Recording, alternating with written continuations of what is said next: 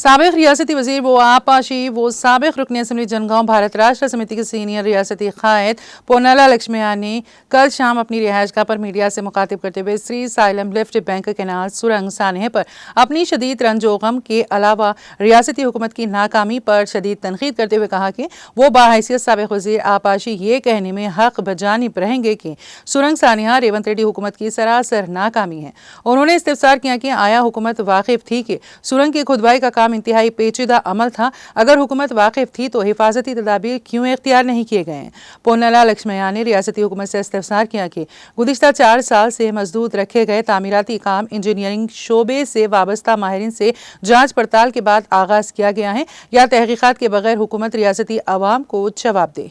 GSL इदारे से तहकीकात के बगैर सुरंग के तामीराती कामों के आगाज का जवाज रियासती हुकूमत से तलब किया। BRS पार्टी के रियासती सीनियर कायद पोन्नाला लक्ष्मैया ने रियासती हुकूमत पर शदीद तनकीद करते हुए इस्तिफसार किया कि सुरंग के तामीराती कामों के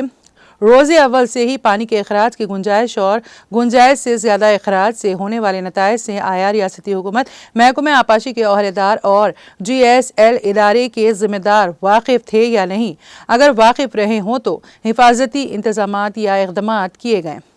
उन्होंने 15 फरवरी 2025 को पेश आए सुरंग सानहे पर दिल्ली से मीडिया के जरिए बात करने चीफ मिनिस्टर रेवंत रेड्डी और साबिक KCR हुकूमत को जिम्मेदार ठहराने की शदीद मजम्मत की और कहा कि KCR के पहले दौरे हुकूमत में 11 मीटर तवील और दूसरे मरहले में 12 मीटर तवील सुरंग खोदी गई। रियासती हुकूमत अपनी नाकामियों को छुपाने के लिए साबिक हुकूमत को मौरिद इल्ज़ाम ठहरा रही है, जिसकी वो शदीद मजम्मत करते हैं।